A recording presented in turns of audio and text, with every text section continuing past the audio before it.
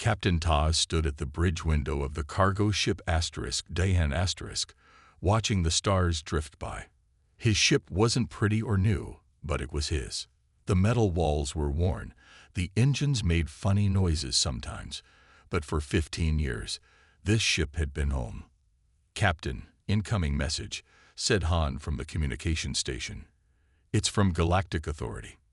Ta nodded. "Put it on screen."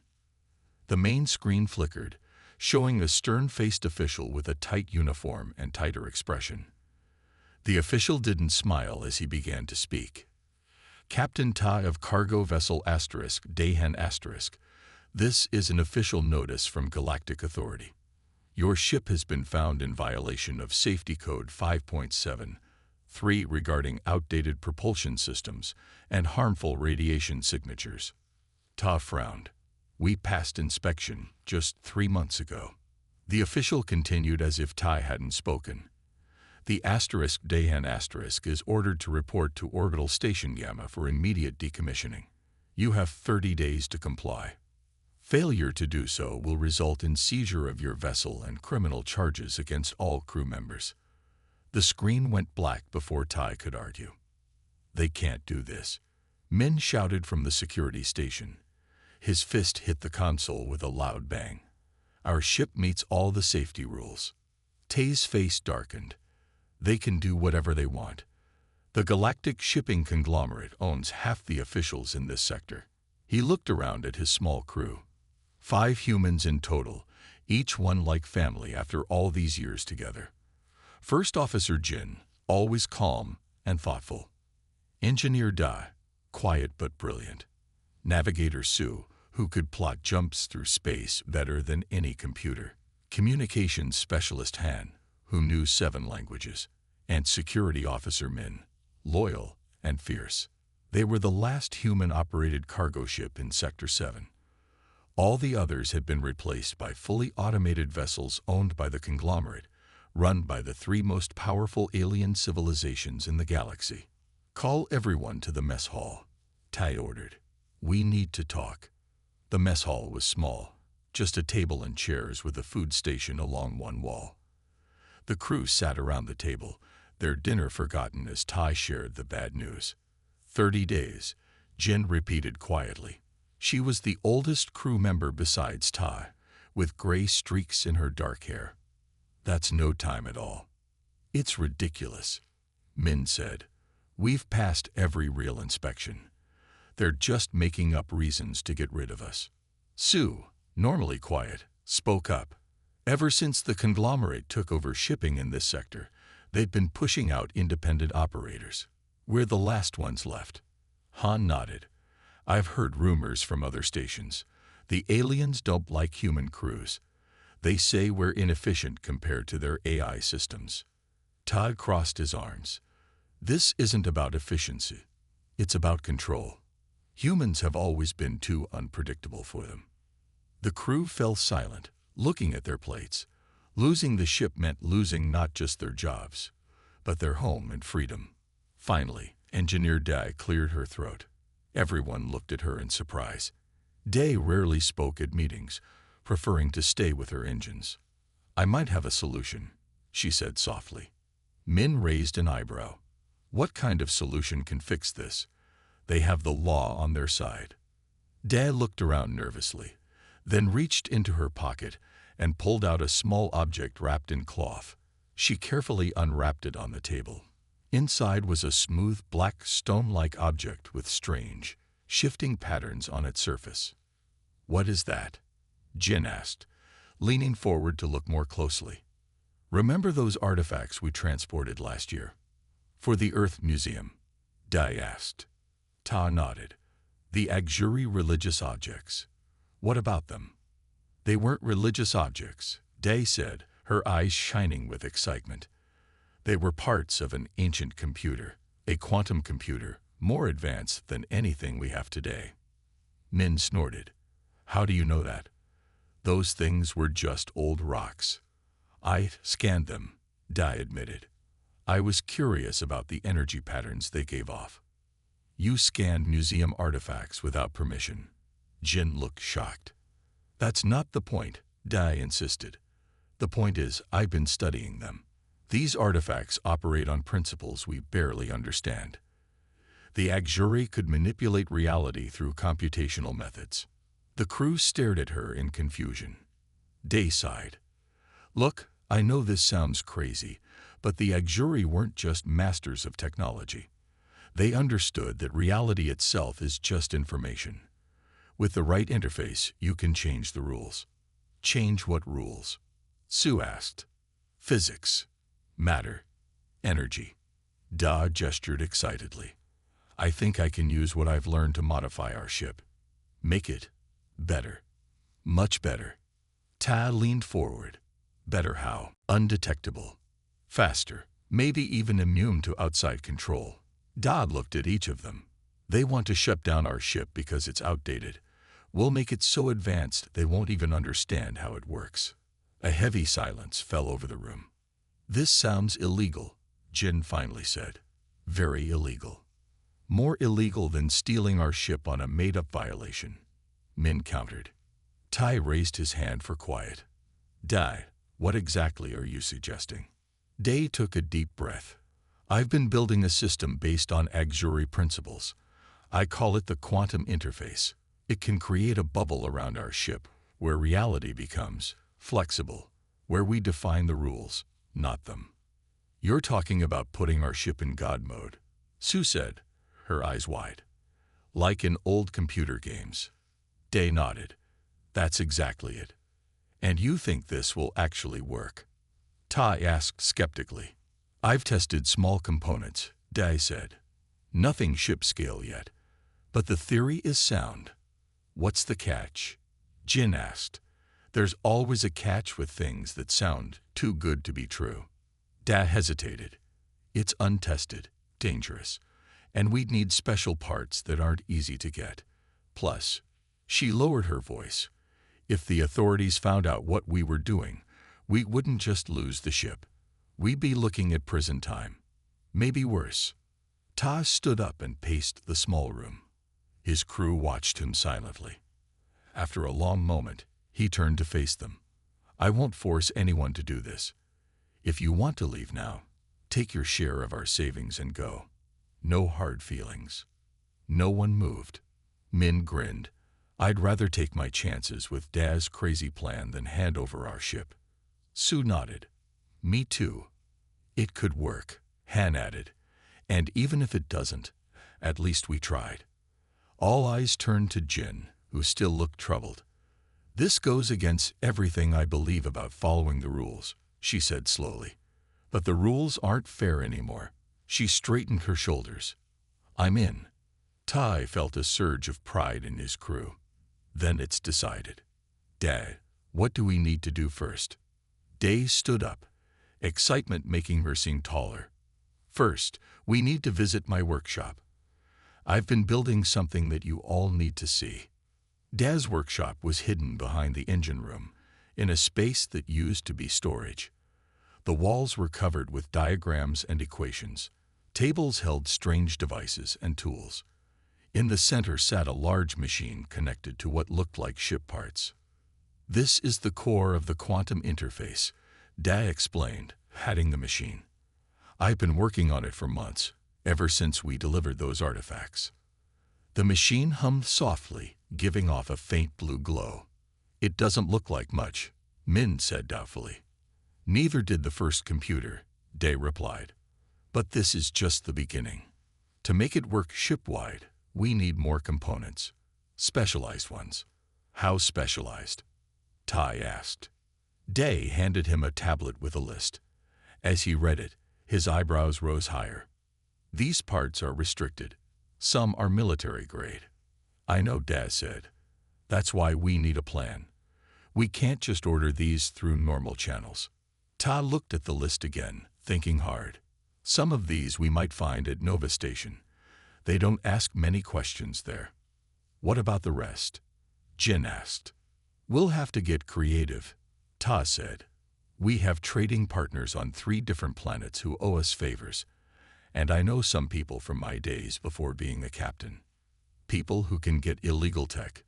Sue asked curiously. Tai smiled slightly. Let's just say I wasn't always a respectable cargo captain. The crew looked at him with new interest.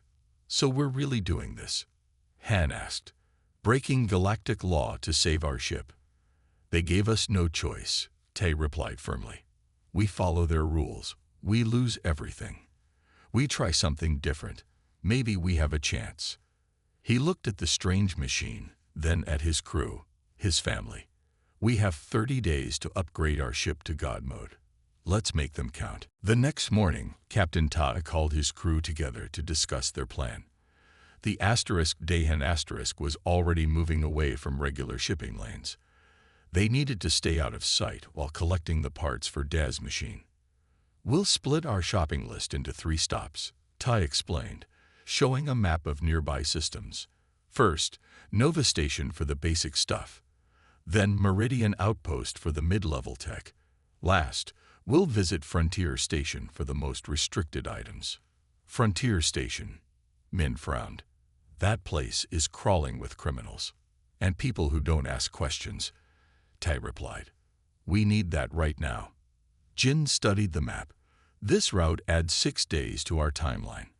That leaves us only 24 days to finish the upgrade before our deadline. Day nodded. It will be tight, but I think we can do it. What if Galactic Authority tracks us? Han asked. They'll wonder why we're visiting these places instead of heading to Orbital Station Gamma.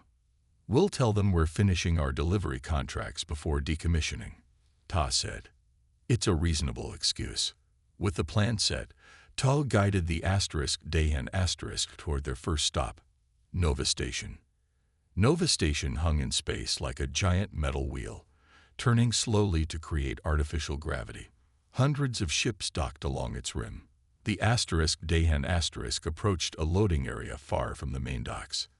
Docking permission granted, Han announced as the message came through. They've assigned us to Bay 47. Good, Ta said. That's in the commercial section. Less security. Once docked, Ta gathered the crew again. Sue and Han, stay with the ship. Keep engines ready for a quick exit if needed. Jin, you're with me. We'll get the computing parts. Min and Da, you handle the power regulators and quantum stabilizers. Min raised an eyebrow. Quantum stabilizers. That sounds made up. It's real, Da insisted. And crucial. Without proper stabilization, the quantum field could collapse and take our ship with it. Comforting, Min muttered. They split up, moving through the busy station. Nova Station was filled with people and aliens from dozens of worlds. Music played from shops. Food vendors called out their specials. It was easy to blend in with the crowds. Jin and Tai found a tech shop tucked between a noodle stand and a clothing store. The shop owner, a short woman with bright blue hair, looked up when they entered. Captain Ta. She greeted him warmly. Haven't seen you in ages. Hello, Mira. Ta smiled. We need some special items. Quietly. Mira's smile faded a bit. How special are we talking? Ta handed her a list. Her eyes widened as she read it. This is high-level stuff, she whispered. Especially these computational matrices. What are you up to? Better if you don't know, Jin said. Mira stared at them for a long moment, then nodded. Wait here. She disappeared into the back of her shop. 10 minutes later, she returned with a locked case. I don't have everything, she said, but this should cover most of it. The rest, you might try Zach at Frontier Station. We will, Ta said, handing her a credit stick. Thanks, Mira. Be careful, she warned as they left. Galactic Authority has been asking questions about independent operators lately. Meanwhile, Dai and Min visited a different part of the station. They entered a shop that sold engine parts. The sign above the door read Quality Used Ship Components. Inside, Dai moved quickly, grabbing items from shelves. Min followed, carrying a growing pile of parts. Are all of these really necessary? He asked, shifting the heavy load. Every single one, Dai replied, examining a small silver device. This quantum stabilizer alone could mean the difference between success and our atoms being scattered across 3 star systems. Min swallowed hard. I'm starting to think this plan is crazier than I first thought. Day grinned at him. Science always sounds crazy until it works. They paid for their parts and were heading back to the ship when Min suddenly pulled Da into a side corridor. What? Da started to protest. Shay, Min whispered. Look, Galactic Authority officers. 2 officers in crisp uniforms were standing near their docking bay, talking to a station security guard. The guard was pointing toward the Dahan asterisk. They're looking for us, Min muttered. We need another way back to the ship. Da looked around, thinking fast. There, she pointed to a maintenance hatch. That should lead to the service tunnels. They'd run behind all the docking bays. Min gave her a surprised look. How do you know that? I study ship designs and station layouts for fun, Da said with a shrug. Let's go. They slipped through the hatch and into a narrow tunnel. It was dimly lit and smelled of oil and metal. This way, Da whispered, leading Min through the maze of passages. Finally, they reached the hatch marked Bay 47. Access.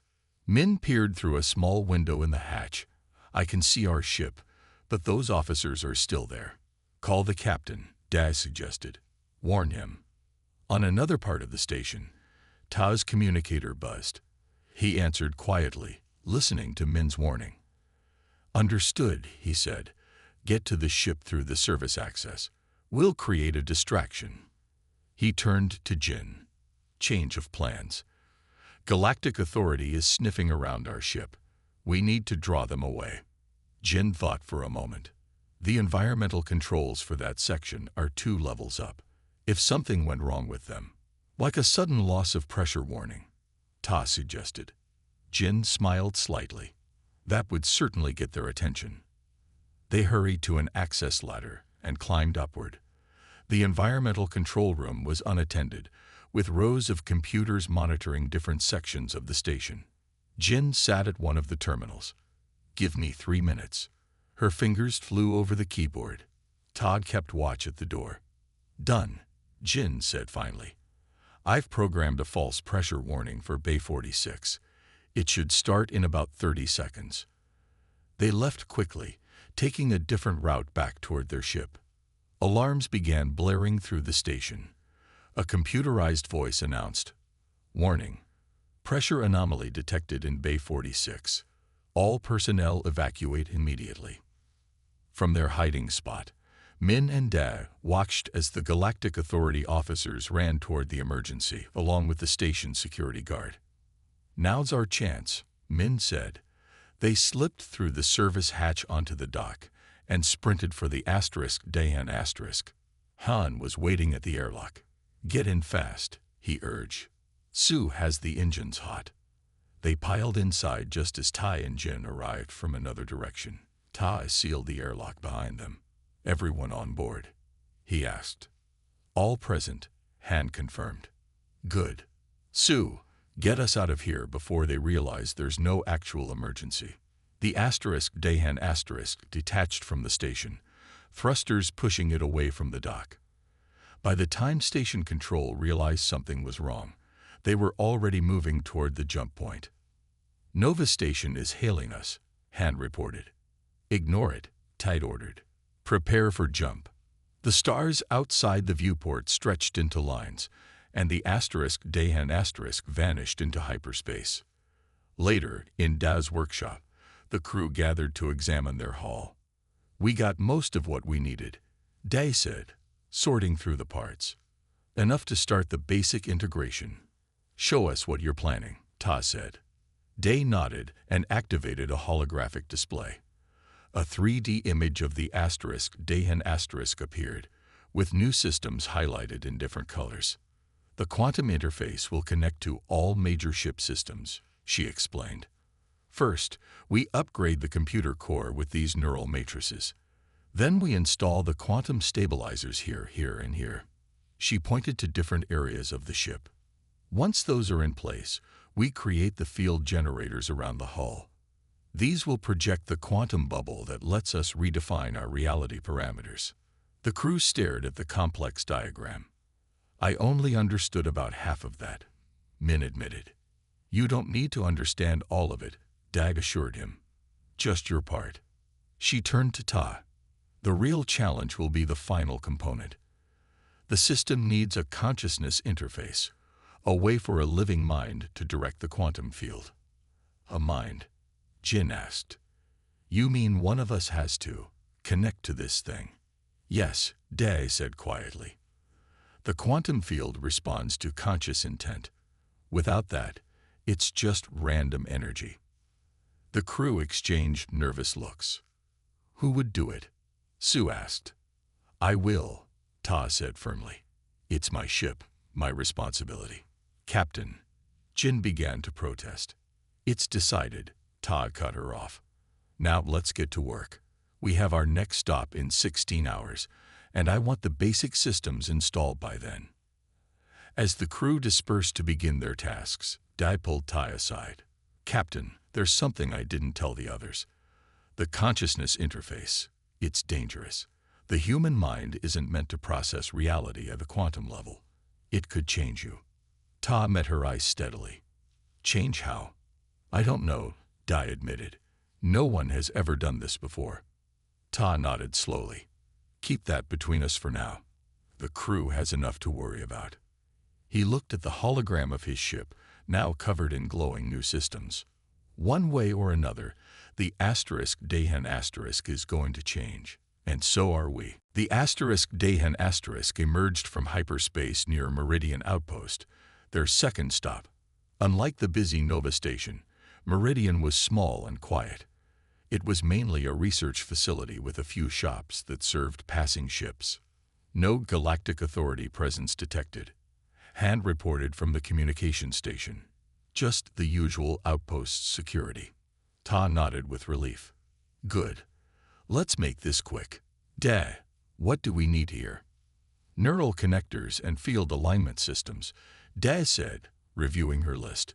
They should have them in the research supply depot. I'll go with Dae, Jin offered. We'll look less suspicious as a pair.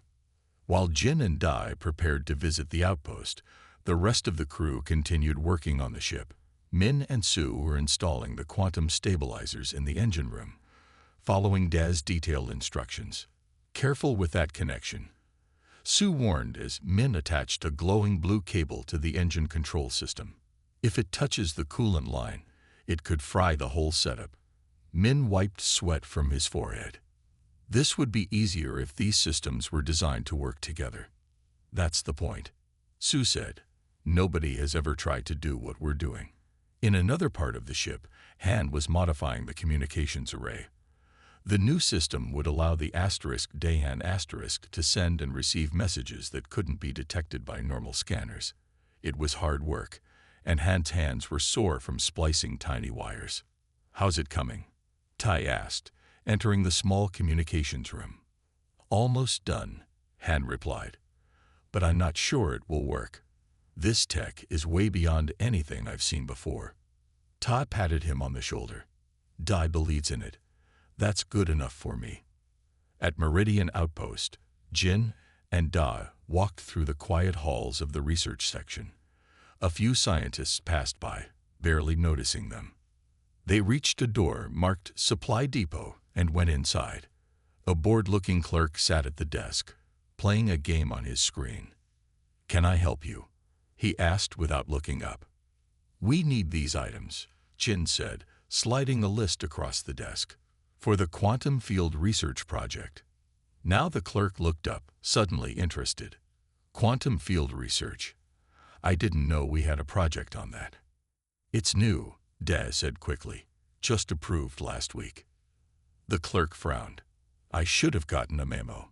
Let me check the system. Jin and Dae exchanged worried glances as the clerk typed on his computer. I don't see any. The clerk began. Oh, you won't find it in the regular system. Jin interrupted smoothly. It's classified. Check authorization code, Alpha 79. The clerk looked skeptical, but entered the code. To Jin's surprise and relief, His screen flashed green. "Huh, it checks out," he said, looking confused. "That's strange. I usually know about all the research projects here." "Like I said, it's new," Jin repeated. "And we're in a hurry." The clerk shrugged and gathered their requested items. "Sign here," he said, pushing a form toward them. Jin signed with a false name and took the package. As they left the supply depot, Dai whispered, "How did that work?" "I made up that code." Jin smiled slightly. "I didn't. I used to work in research coordination before joining the *Dahan*. Some codes never get deleted from the system." When Jin and Dai returned to the ship, they found the crew gathered in the engine room. The new systems were partially installed, with glowing components now attached to the main engine. "How's it going?" Dai asked, setting down her package of new parts. "We've got the stabilizers installed," Min reported, "and hand-finished the communications array, but we're having some power fluctuations." Dave frowned and checked a nearby monitor. "The quantum field is starting to form, even though we haven't activated it yet." "That's unexpected. Is it dangerous?" Tai asked. "Not yet," Daz said, "but we should finish the installation quickly. Once we add these neural connectors, we can properly control the field." They worked through the night, installing the new components. By morning, the *Dahan* had changed. Strange blue light pulsed through new circuits that ran along the walls. The engine hummed with a different tone than before. "One more stop," Tai reminded them as they prepared to leave Meridian. "Then we can complete the upgrade." The *Dahan* jumped back to hyperspace, heading for Frontier Station, their final destination. None of them noticed the small probe that detached from Meridian Outpost and followed them into hyperspace. Inside the probe, automatic systems tracked the *Dahan* and sent data back to Galactic Authority headquarters. At those headquarters, a tall alien with silver skin studied the incoming data. The alien's name was Krell, and he was the head of Galactic Intelligence Operations. "Captain Tai is becoming a problem," Krell said to his assistant. "First Nova Station, now Meridian. His ship should be heading to Orbital Station Gamma for decommissioning, not gathering restricted technology." "What are they planning?" the assistant asked. "Unknown," Krell replied, "but the energy readings from their ship are concerning. Prepare a cruiser. I want to intercept them at Frontier Station." The Dahan* arrived at Frontier Station, a rough outpost on the edge of settled space. The station looked like it had been pieced together from salvaged ships and spare parts. No official flags flew here. This was a place for people who wanted to avoid authorities. "Keep the engines running," Tai told Sue as he prepared to leave the ship with Dai. "If anything looks wrong, take off immediately." "What about you?" Sue asked. "We'll find another way back," Tai assured her. "The ship is what matters." Tai and Dai made their way through the crowded, dimly lit corridors of Frontier Station. Music blared from bars. People from dozens of worlds haggled in the market area. Some gave them suspicious looks as they passed. There, Dai pointed to a small shop tucked in a corner. The sign simply read, "Zax." Inside, the shop was cluttered with strange devices and parts that didn't look legal. A large man with a cybernetic eye watched them enter. "Zach?" Tai asked. The man nodded once. "Who's asking?" "Mira from Nova Station sent us," Tai explained. "We need specialized equipment." Zach's cybernetic eye whirred as it focused on them. "Mira, huh? She doesn't send people my way unless it's serious." "It is," Daz said. She handed him a list. Zach whistled as he read it. "This is military-grade stuff. The reality anchor alone could get me 10 years in a prison colony." "We can pay," Ta said. "Double your usual rate." Zach considered this. "Triple. And I want to know what you're building." "A ship upgrade," Daz said carefully. "Something that will keep us free from Galactic Authority control." Zach laughed. "Everyone wants that. Few achieve it." He studied them for a moment longer. then nodded. Wait here. He disappeared into the back of his shop. After several minutes, he returned with a heavy metal case. Everything you asked for, he said. The reality anchor is particularly tricky. It creates a fixed point in space-time that your quantum field can use as a reference. Dave took the case eagerly. This is exactly what we needed. Thank you. As Ty handed over payment, Zack added, word of advice. Whatever you're doing, do it fast. There's been chatter about galactic cruisers heading this way. Someone's hunting for a rogue cargo ship. Tay's eyes narrowed. How much time do we have? Hours, not days, Zack replied. They rushed back through the station, the case of valuable components held tightly between them. As they rounded a corner near their docking bay, Da suddenly pulled Ta back. Look, she whispered. 2 Galactic Authority officers stood near the entrance to their bay, scanning people as they passed. They found us, Ta muttered. We need another way to the ship. Day pointed upward. The maintenance crawl spaces. They run above all the docking areas. They found an access panel and climbed into a narrow tunnel that ran above the station's ceiling. It was hot and dusty, barely big enough to crawl through. This way, Dai whispered, leading Ta through the maze of tunnels.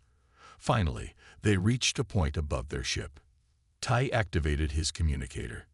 Han, this is the captain. We're above you in the maintenance tunnels. We need extraction. Now. Copy that, Han replied. Sue is starting engines. Where exactly are you?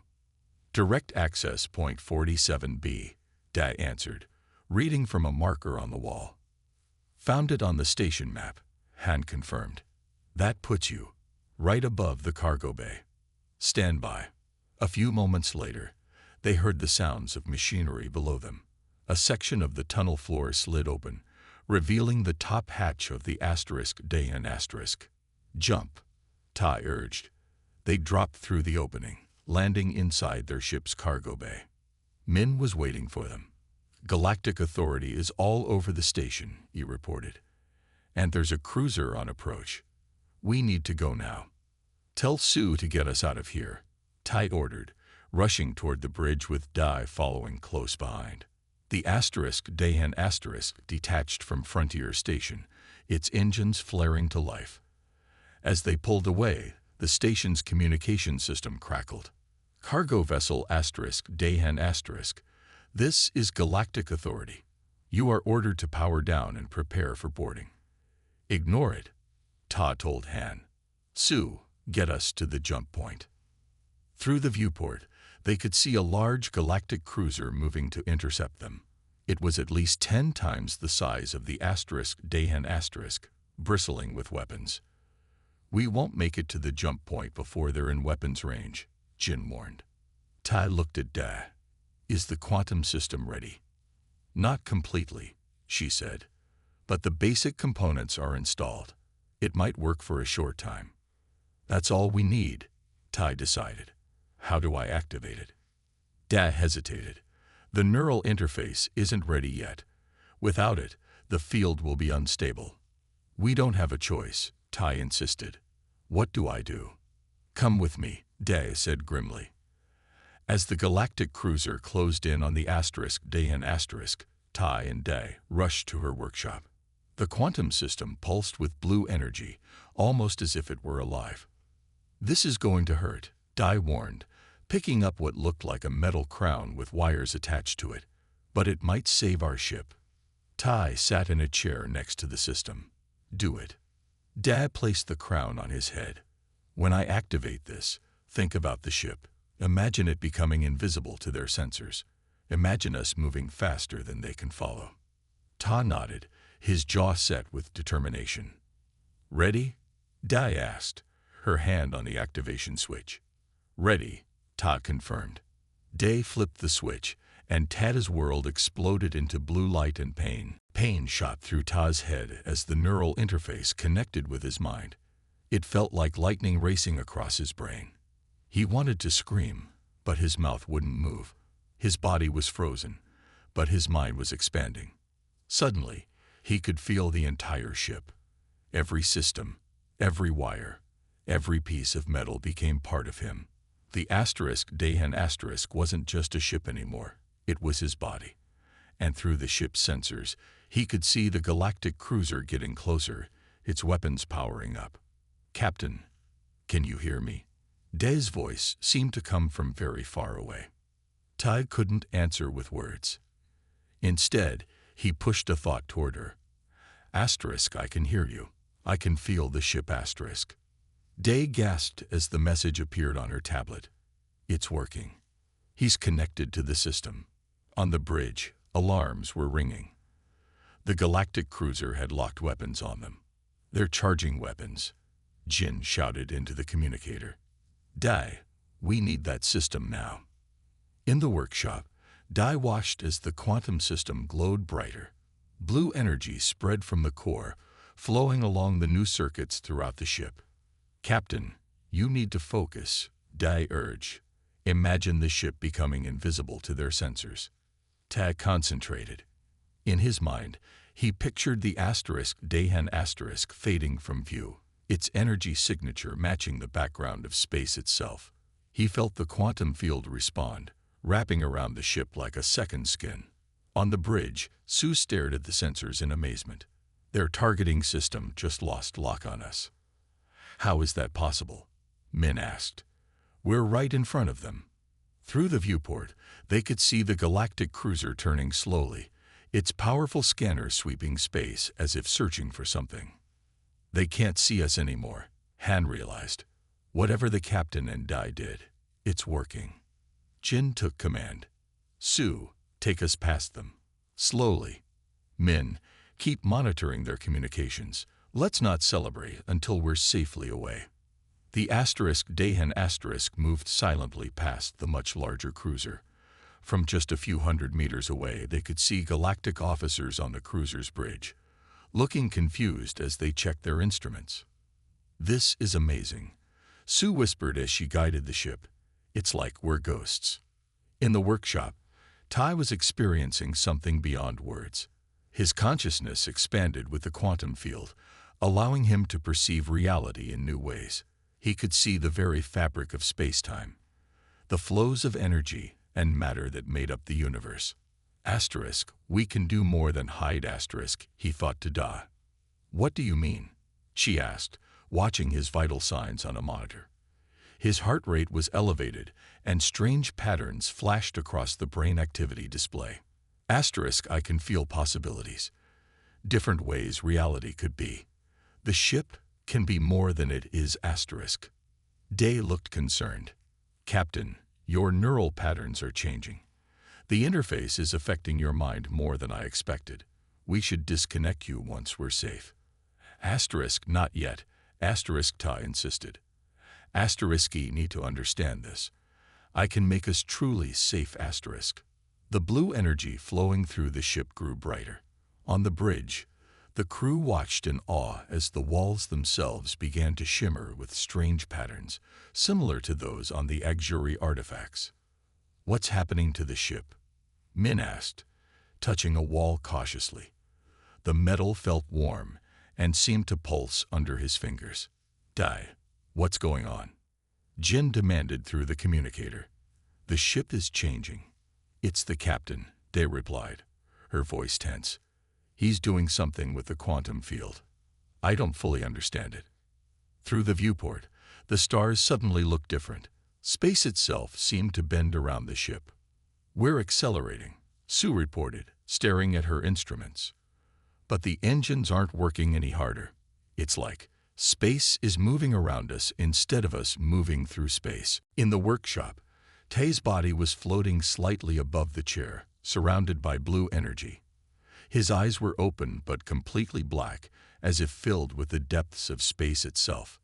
Asterisk, I can see it now. Asterisk, his thoughts came to Daz's tablet. Asterisk, the Auxiliary weren't just advanced aliens. They understood that reality is information. Change the information. Change reality, asterisk. Captain, please, Da pleaded. Your body can't handle this much longer. Let me disconnect you. Asterisk, not yet. Almost done, asterisk. Tay reached out with his mind, not just through the ship but beyond it. He could feel the fabric of space-time responding to his thoughts. The quantum field expanded, growing stronger as it aligned with his consciousness. Outside, the galactic cruiser finally spotted them. It turned and fired a warning shot. But something impossible happened. The energy beam from the cruiser's weapons simply stopped in space, halfway to the Dahan asterisk. It hung there like a frozen lightning bolt, then slowly faded away. On the bridge, the crew stared in disbelief. "Did we just cancel their weapons?" Han asked. "I don't think that's supposed to be possible," Min replied, his voice shaking. Jin made a decision. "We need to get out of here now, while we still can." Sue, maximum speed to the jump point. "That's the strange thing," Sue said, looking at her navigation panel. "According to these readings, we could jump from right here. The normal rules about safe distances don't seem to apply to us anymore." In Galactic Intelligence Headquarters, Krell received an urgent message from the cruiser captain. "The human ship. It's doing something impossible." The captain reported, his voice tense. "Our weapons have no effect. Our sensors can barely detect it, and the energy readings we're getting make no sense." "What kind of energy?" Krell demanded. "Similar to the theoretical auxiliary technology we've been monitoring, but much stronger." "Sir, I think they've somehow weaponized it." Krell's silver skin paled slightly.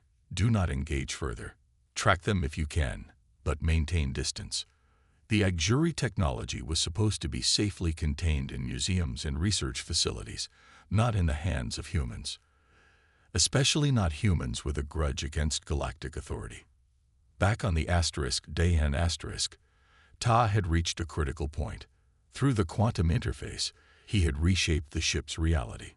The old, worn cargo vessel was transforming into something new. Its hull now rippled with energy patterns.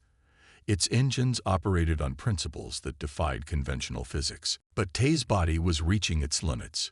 Blood trickled from his nose and ears as his brain struggled to process information at the quantum level. Day saw his vital signs dropping. "Captain, I'm disconnecting you now. This is killing you." She reached for the interface controls, but a field of energy pushed her hand away. Just a little more.